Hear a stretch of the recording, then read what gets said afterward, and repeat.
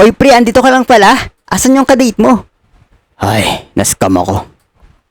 Lakas ng tama nun ah. Dito ka dinala. Hotel ba yun? Alam ko na kung bakit ka sumama sa kanya pre. Kasi gipit ka sa pera. Pinilit ka ba niya? Hindi. Eh bakit ka nandito?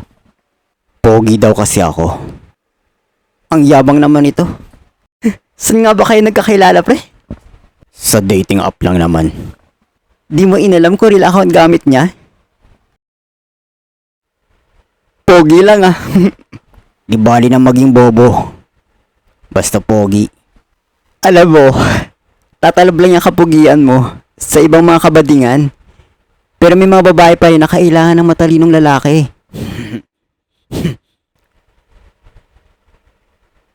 Paano mo nasasabi yan ha? Kung ganun, hindi pala babae yung nagtali sa'yo dyan? Isang payasong bading. Boy hunter. Groomer. Charis lang.